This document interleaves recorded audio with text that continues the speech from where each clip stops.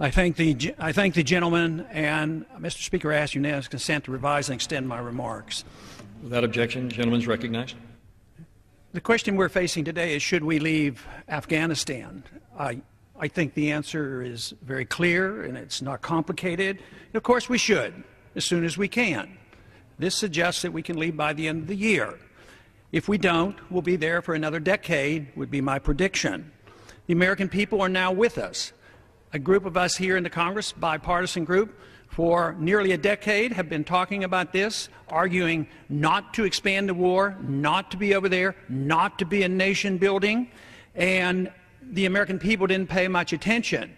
Now they are. The large majority of the American people now say it's time to get out of Afghanistan. It's a fruitless venture. Too much has been lost. The chance of winning, since we don't even know what we're going to win, doesn't exist. So they are tired of it. Financially, there's a good reason to come home as well. Some argue we have to be there because if we leave under these circumstances, we'll lose face. It will look embarrassing to leave. So how many more men and women have to die? How many more dollars have to be spent to save face? That is one of the worst arguments possible. We're not there under legal conditions. This is a war. Who says it isn't a war? Everybody talks about the Afghan war. Was the war declared? Of course not. It wasn't declared. There was a resolution passed that said that the president at that time, under the emergency of 9/11, could go and deal with al-Qaeda, those who dealt and brought upon the 9/11 bombings. But al-Qaeda is not there anymore, so we're fighting the Taliban. The Taliban used to be our allies at one time when the Soviets were there. Taliban wants, their main goal is to keep foreign occupationers out. They want foreigners out of their country. They're not al-Qaeda. Yet most Americans, maybe less so now, but the arguments here on the floor is we got to go after al-Qaeda.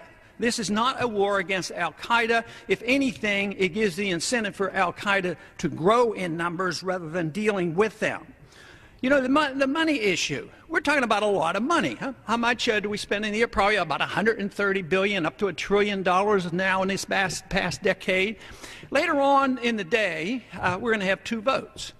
We're going to have a vote on doing something sensible, making sense out of our foreign policy, bringing our troops home, and saving hundreds of billions of dollars.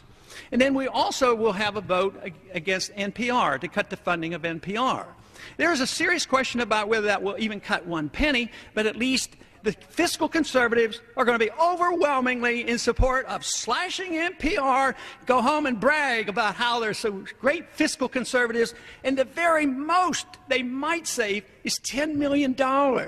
And that's their claim to fame for slashing the budget. At the same time, they won't consider for a minute cutting a real significant amount of money. All empires end for fiscal reasons because they spread themselves too far around the world, and that's what we're facing. We're in the midst of a military conflict that's contributing to this inevitable crisis, and it's financial. And you'd think there'd be a message in the fact of how did the Soviets come down? By doing the very same thing that we're doing, perpetual occupation of a country. We don't need to be occupying Afghanistan or any other country. We don't even need to be considered going into Libya and where else. Fortunately, I guess for those of us who would like to see less of this killing, we will have to quit because we won't be able to afford it. The process that we're going through is following the War Powers Resolution. This is a proper procedure. It's call attention to how we slip into these wars. I have always claimed that it's the way we get into the wars that are the problem. If we would be precise and only go to war with a declaration of war, get with the people behind us, knowing who the enemy is, and fight, win, and get it over with, that would be more legitimate. They don't do it now because the American people wouldn't support it. Nobody's going to declare war against Afghanistan or Iraq or Libya. So we now have been so careless for the past 50 or 60 years that we have, as a Congress and especially a House, we have reneged on our responsibilities. We have avoided our prerogatives of saying that we have the control. We have the control of the purse. We have control of when we're supposed to go to war, and yet the wars continue. They never stop.